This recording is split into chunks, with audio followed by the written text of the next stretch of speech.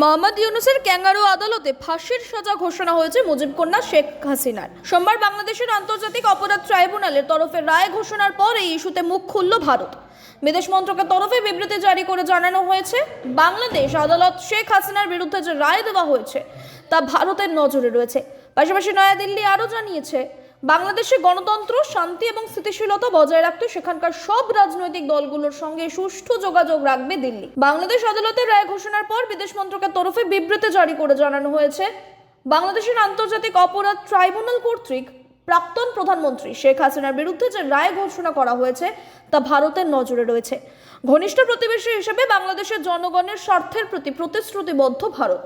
নয়াদিল্লি চায় বাংলাদেশের শান্তি, গণতন্ত্র এবং স্থিতিশীলতা বজায় থাকুক। সেই লক্ষ্যে নয়াদিল্লি সব পক্ষের সঙ্গেই সুষ্ঠুভাবে যোগাযোগ রাখবে। ভারতের এই বয়ানের প্রেক্ষিতে কূটনৈতিক মহলের দাবি, বাংলাদেশের সাম্প্রতিক পরিস্থিতিতে ভারতের এই বিবৃতি নিশ্চিতভাবেই তাৎপর্যপূর্ণ। কারণ ইউনূসের শাসনে গোটা বাংলাদেশে ভারত বিরোধিতার হাওয়া তোলা হয়েছিল। ভারত হাসিনাকে আশ্রয় দেওয়ায় সেই আগুনেই যেন বেশি করে ঘি পড়েছে। হেন পরিস্থিতিতে ভারতের বিবৃতি আসলে স্পষ্ট বার্তা যে কোনো পক্ষপাত নয়। বাংলাদেশের নিষিদ্ধ আওয়ামী লীগের পাশাপাশি কূটনৈতিক স্বার্থে সেদেশের সমস্ত রাজনৈতিক দলের সঙ্গেই সমানভাবে যোগাযোগ রাখবে ভারত।